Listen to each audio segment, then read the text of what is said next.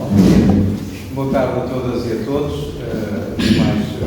Muito obrigado, João, pelas palavras simpáticas. Muito obrigado ao movimento Alternativa como convite que me foi dirigido para estar aqui convosco, em particular ao José Rafael, que me contatou há uns tempos atrás para estar presente neste fórum e aceitei. Conheci depois, entretanto, o Vasco, que ainda não conhecia pessoalmente, já tinha ouvido falar em que tivemos sobre o movimento e a gente do movimento, e portanto muito obrigado aos dois, parabéns a toda a equipa pelo trabalho levado a ficar aqui. Acho que muito trabalho ao longo destes 3 anos, e tiveram várias iniciativas, tiveram aqui pessoas que conheço das minhas andanças e que também participaram nas vossas iniciativas, estão de parabéns. Eu falei com o José Rafael sobre o tema que seria mais oportuno para este tipo de evento. Eu devo dizer que, para além de ser académico, de profissão, sou investigador universitário, também já tive a minha experiência na política local. Eu exerci 2 mandatos e nunca mais do que 2 mandatos. Foi a minha condição logo de partida, portanto, nem se tratando sequer de um mandato executivo, portanto a lei de limitação de mandatos não se aplicava ao caso, mas eu autolimitei-me, dizendo precisamente ao grupo que me convidou, de que estaria disponível para um mandato, eventualmente, se as coisas corressem bem, um segundo mandato, para concretizar algumas das iniciativas que foram feitas, mas nunca mais do que 2 mandatos, que eu acho que, se no espaço de uma década uma pessoa não consegue fazer valer as suas ideias e os seus méritos, eu acho que tem que deixar espaço para outros. É tão simples quanto isso. E também venho falar um pouco sobre isso, sobre esta questão deste princípio republicano de rotatividade e da alternância, que me parece muito central até ao próprio movimento, que tem como título precisamente Alternativa. E portanto venho-vos falar um pouco do reforço do papel da oposição na democracia local, com esta perspectiva, de um lado, uma perspectiva académica, reflexiva, mas também uma perspectiva prática de quem já esteve no terreno, quem já esteve na condição de titular do direito de oposição e, que teve que fazer valer a sua voz num contexto de maioria absoluta, de um só partido.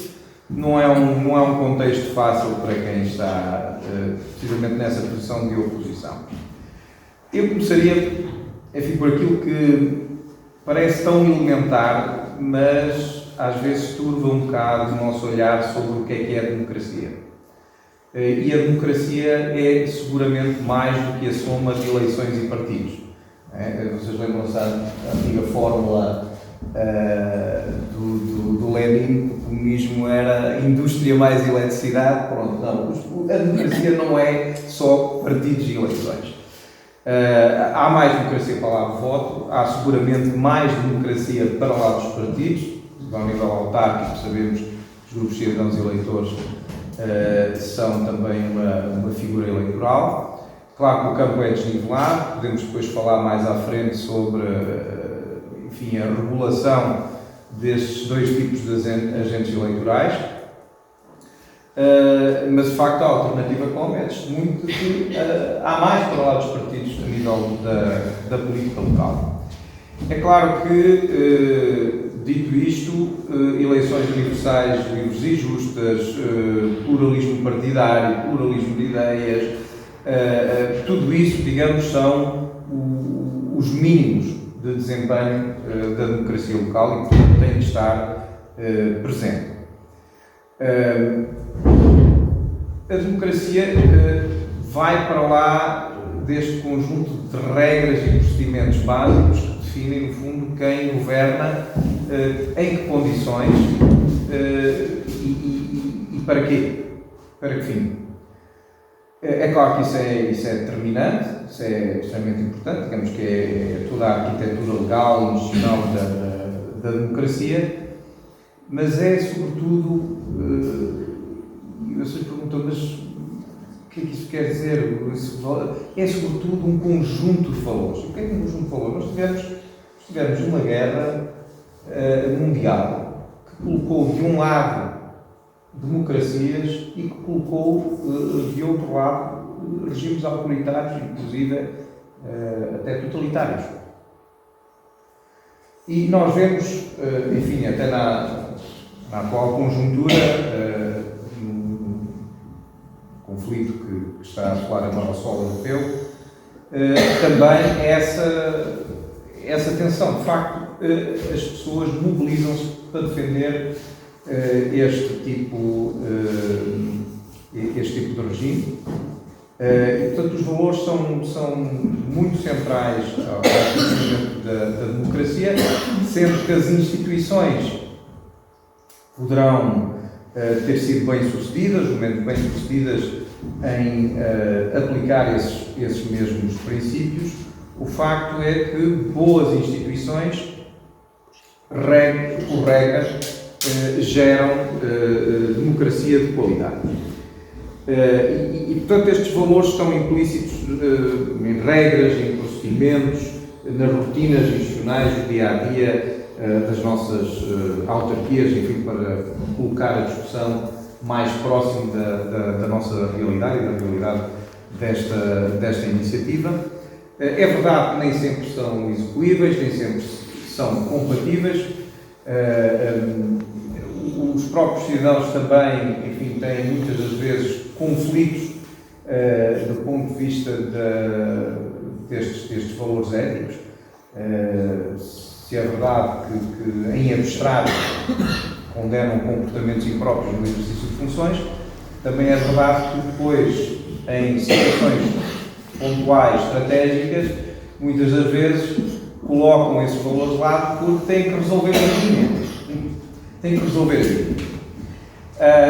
portanto, quando as instituições falham sistematicamente na defesa destes valores, estamos a falar de quê? Estamos a falar da transparência das decisões, estamos a falar da integridade do exercício de funções, estamos a falar na prestação de contas, da forma como o dinheiro público é gerido, gasto, estamos a falar da imparcialidade na forma como se lida com os cidadãos, os grupos de interesse, as empresas, as associações, etc.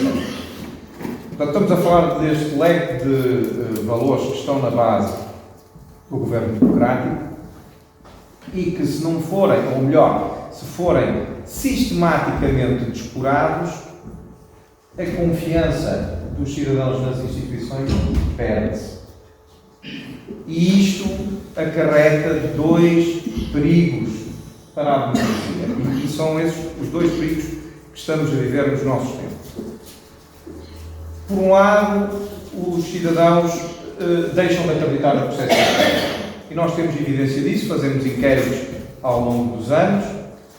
É possível registar que a associação entre a percepção de corrupção, e entendamos a corrupção não apenas como práticas de suborno, aquela corrupção pura e dura do toma lá uma linha e dá para cá a decisão.